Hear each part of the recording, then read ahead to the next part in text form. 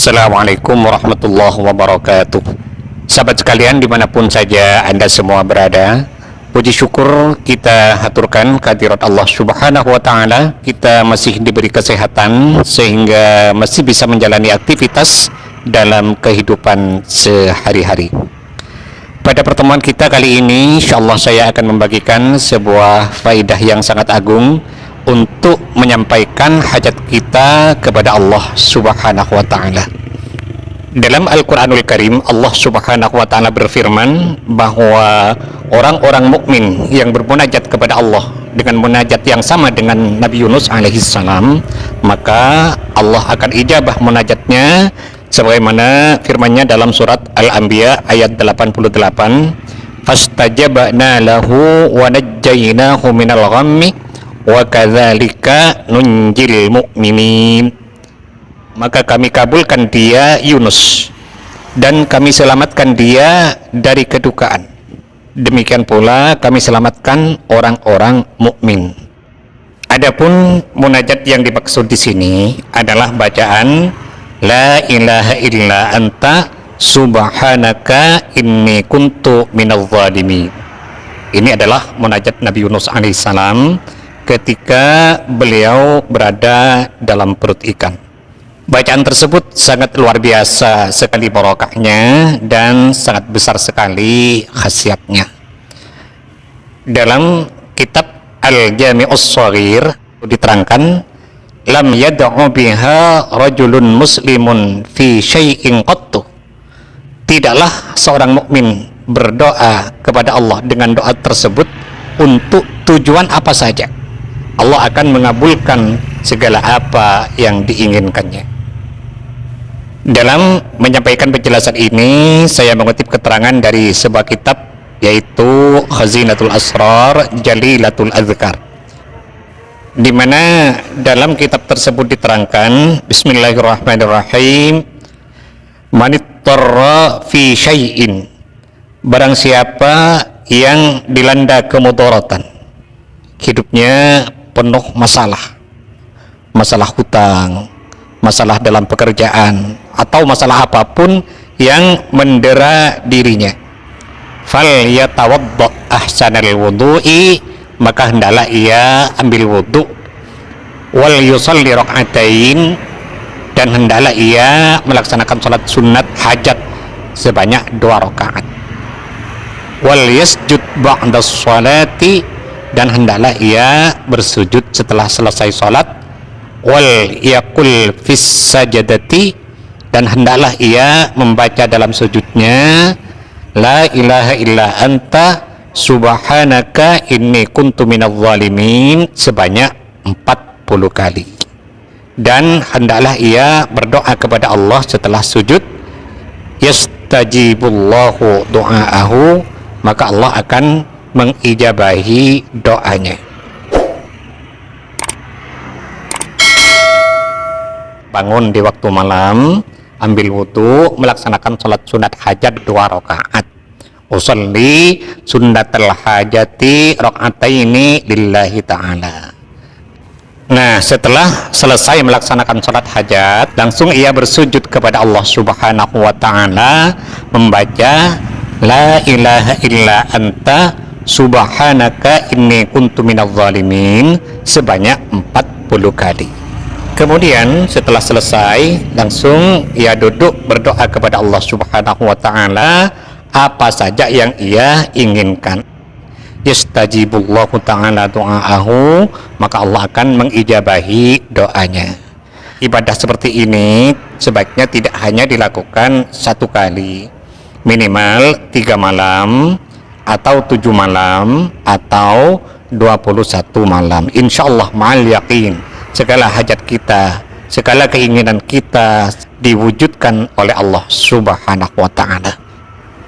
Kemudian untuk faedah yang kedua, dalam kitab ini diterangkan, manittarra fi syai'in, barang siapa yang menginginkan sesuatu, misalnya ingin punya harta yang banyak, atau ingin membangun sebuah rumah, pokoknya apa saja keinginan itu, atau sedang dililit hutang sehingga merasa tersiksa batinnya, wa ajaza an tahsilihi aw daf'ihi, sedangkan ia merasa kesulitan untuk bisa mendapatkan apa-apa yang diinginkan itu, falyaqra hadhil ayatal madhkurata bitamamiha, maka hendaklah ia membaca ayat ini secara utuh. Ayat yang dimaksud adalah wa dhannuni idh dhahaba mughadiban fa dhanna an lan naqdir alayhi fanada fi dhulumati an la ilaha illa anta subhanaka inni kuntu minadh dhalimin. Membaca ayat tersebut berapa kali membacanya? Ihda wa arba'ina marratan bila ziyadatin wala nuqsanin, yaitu sebanyak 41 kali, tidak boleh kurang dan tidak boleh lebih, harus pas 41 kali bacaan. Wala yafsilu bi kalamid dunya fi asna'il qiraati, dan ia tidak boleh berbicara lainnya atau membaca bacaan lainnya pada saat ia sedang membaca ayat tersebut. Kapan bacanya? Yaqra'uha ba'da sholatis subahi, membacanya yaitu setelah selesai sholat subuh. Arba'ina yauman bila saktatim minal ayyam, selama 40 hari tanpa putus-putus.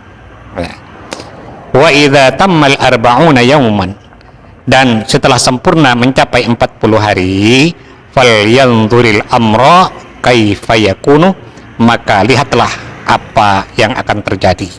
Artinya ada kejutan-kejutan atau keajaiban-keajaiban yang insya Allah akan datang pada kita atas pertolongan dari Allah Subhanahu wa Ta'ala, barokah membaca ayat tersebut.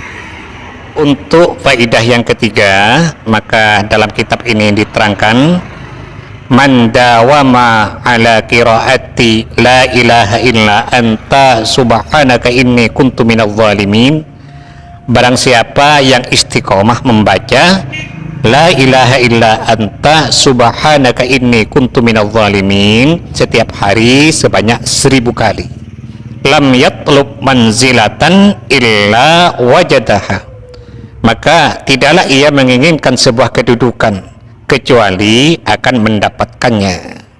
Nah, seperti pangkat yang tinggi akan diperolehnya.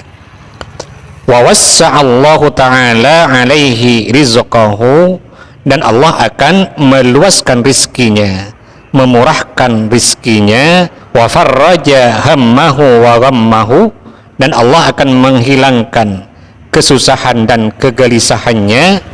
Wa kasyafa durrahu, dan juga Allah akan menghilangkan kemudaratannya.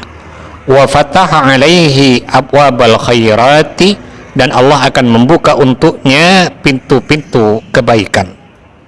Wa hafazahu min syarri syaitan, dan Allah akan menjaganya dari godaan-godaan setan. Wa min dzulmis salatin, dan dari kezaliman para penguasa. Wa kana mahbuban inda mahabbihi, dan ia akan dicintai sahabat-sahabatnya. Wa muhiban inda aduwihi, dan disegani oleh musuh-musuhnya. Wa kana mabsutan 'alad dawam, dan ia senantiasa berada dalam kejembaran. 'Alad dawam, selamanya, artinya selama ia mengamalkan amalan tersebut senantiasa dijembarkan oleh Allah Ta'ala. Nah, itu antara lain fadilahnya atau khasiatnya bagi orang yang istiqomah membacanya 1000 kali setiap hari atau setiap malam. Sahabat sekalian, mungkin ini yang bisa saya sampaikan pada pertemuan kita kali ini.